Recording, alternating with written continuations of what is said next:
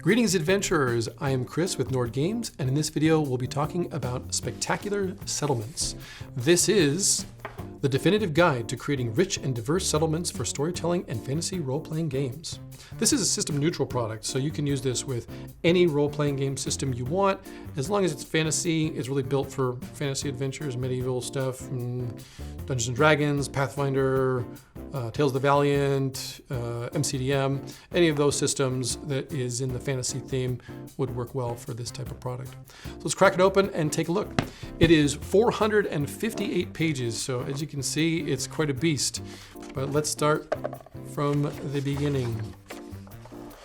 In the table of contents, we can see we have our chapter 2 starts with trading posts.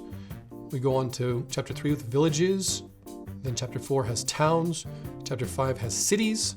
Chapter 6 has capitals, and chapter 7 has fortresses. We also have a chapter 4 interesting NPCs to populate your settlements with people, because empty settlement is not that interesting. Then we have a whole series of appendices, the location information, encounters, rumors, and useful tables. A bunch of additional information that we came up with during the development of this book that didn't really fit anywhere, except it could be useful for you, so we put them into their own sections. So let's take a look and start to create something. Let's go with villages. This villages start on page 45. And so let's get to page 45.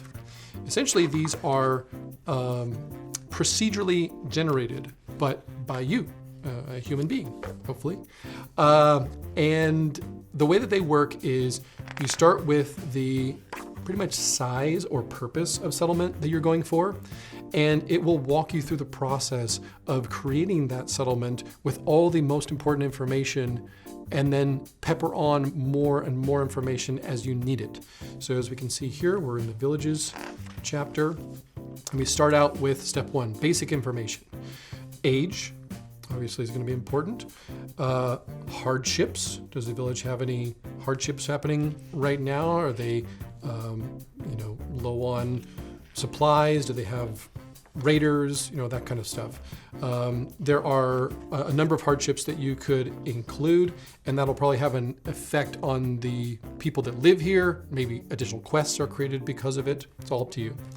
Then we go into size, condition, environment. So environments could be like coastal, forest, mountains, plains, rivers.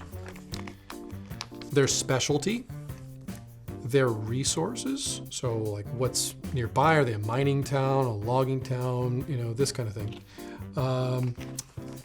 We go into recent history, what's happened in the recent past. And then we go into step 2, which is community.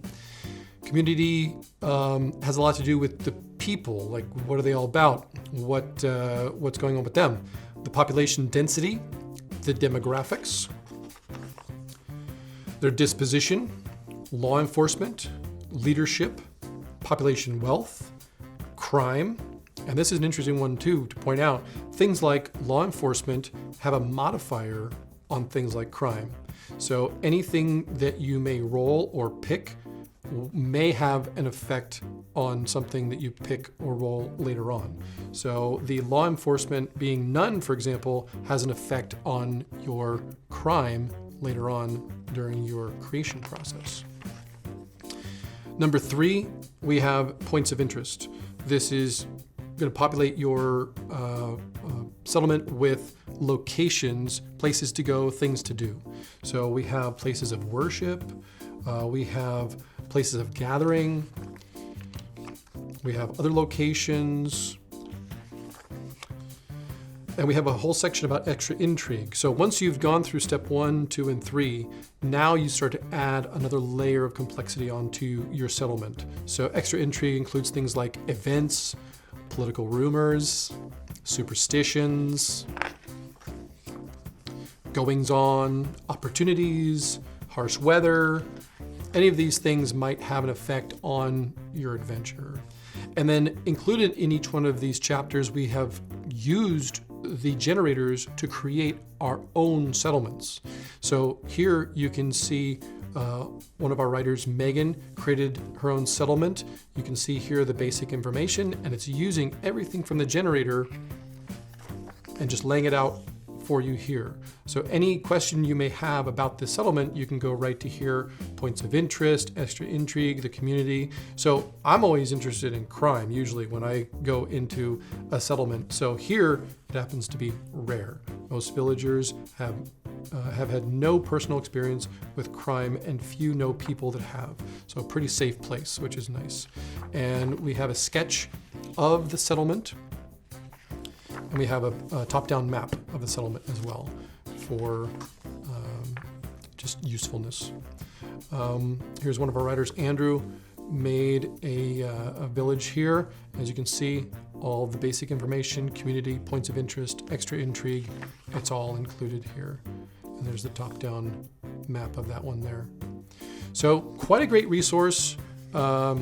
If we look back at the table of contents, we can see that the settlements get bigger and bigger as you go along. So we start with small trading posts, go to villages, then towns, then cities, then capitals, and then we even get into fortresses. So if you want more of a military presence, you can go to the fortresses chapter and start building out from there. You can even attach fortresses to other settlements if you want. So you could have a fortress that's, you know, either within or adjacent to any of the settlements if you want to do that. So I could see a trading post that has a fortress nearby. Maybe the trading post started because it was part of the trading, the trading post started because it was part of the fortress, and then it grew from there.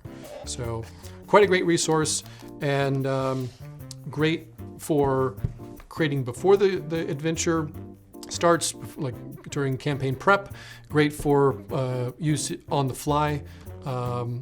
And it is system neutral, so it'll work for all of your fantasy themed role-playing games. You can get this on our website. You can also get it from your local retailers. And if you are a retailer, we sell through distribution. So check us out at your distributor of choice. So that's everything I have to talk about with Spectacular Settlements. And until the next one, happy gaming.